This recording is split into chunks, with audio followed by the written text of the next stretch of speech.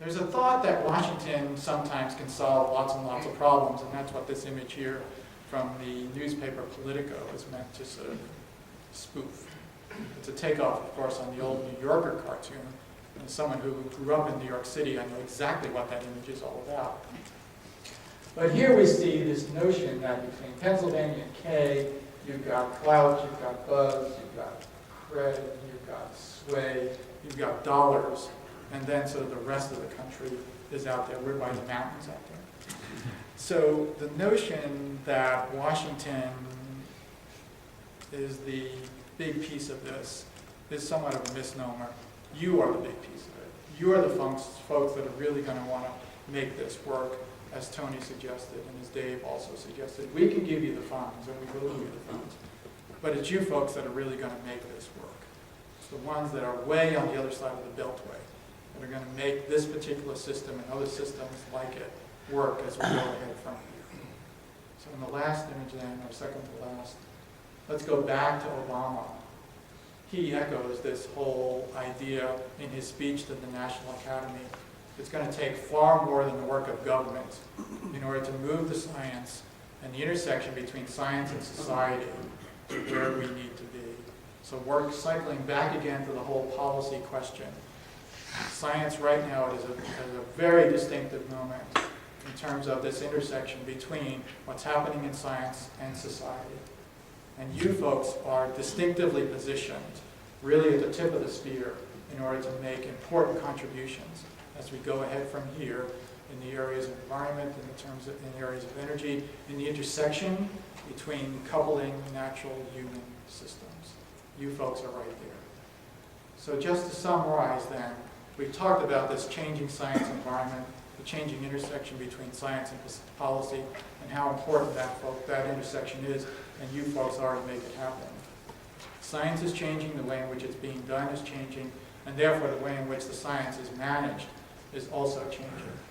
And part of that is these large-scale infrastructure projects as represented by NEON. It really is the biggest investment that's going to be made by the biological sciences going ahead from here, as far as NSF is concerned. And you folks are part of the stewardship of that.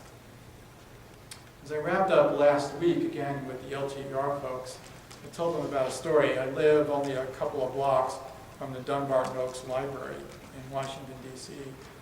And as you walk into that library, you can find etched in the wall on the left-hand side of it, its mission statement.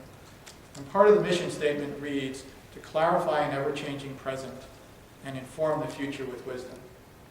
Now it seems to me much of what can happen from the NEON observing systems is that you folks can play a significant role as far as society is concerned in clarifying this ever-changing present. It is what science does the best. Whether it has to do with stem cells, whether it has to do with environmental issues, science can help clarify this ever-changing present.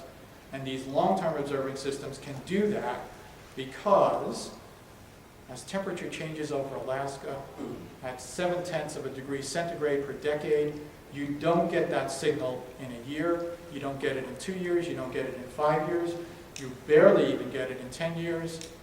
You look at Terry Chapin and those data, they have 30 years of data when you finally begin to get the significant result that there's a signal finally buried in those data. These long-term observing systems will help clarify this ever-changing present. But the next step, of course, is this intersection between science and policy, where hopefully you can convey a bit of wisdom as we go toward to the future. That's where the predictions come in. That's where the adaptation science comes in. And that's where you folks are so central as we go ahead from here in terms of moving NEON ahead. It's a major investment for the country, and you folks are right there to help make it happen. Thanks very much for doing that on the basis of all the investments that you've made.